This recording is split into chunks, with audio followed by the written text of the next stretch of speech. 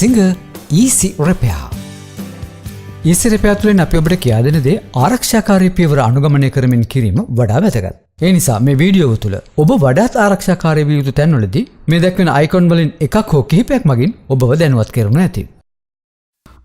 අද අපි බලමු Singer fully automatic washing machine එකක පල්සේට් එකට යටින් තියෙන යම් යම් අපද්‍රව්‍ය. ඒ කියන්නේ ඔය කාසි, ආයකටු, ඇන වගේ දේවල් කොහොමද ඉවත් කරගන්නේ කියලා.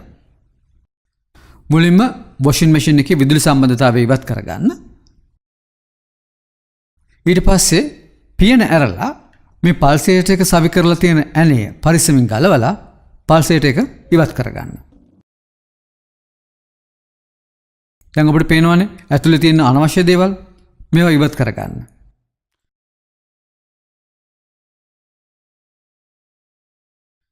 දැන් පල්සේට් එක නැවත සවි කරගමු. ඔබට පේනව නේද මේ පල්සේට් එක යටපැත්තේ ඇන සිදුරේ ඇතුල් පැත්තේ තියෙන පොඩි දාර කීපයක්.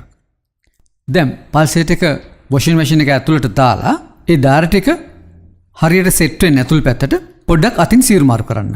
ඒ දාර ටික හරියට සෙට් වෙලා ඇතුළට වැටුනහම ආයෙත් ඇනේ දාලා නැවත සවි කරගන්න. ඇනේ සවි කරගෙන යද්දී අතර තද ගතිය දැනෙනකොට පල්ස් එකට පොඩ්ඩක් මෙන්න මෙහෙම අත තියලා නොපිටට බර කරලා හොඳට ඇනේ තද කරන්න. දැන් ඔබට නැවත විදුලි සැපයීම ලබා දීලා වොෂින් මැෂින් එක නිසියාකාරව ක්‍රියා කරනවද කියලා බලන්න පුළුවන්.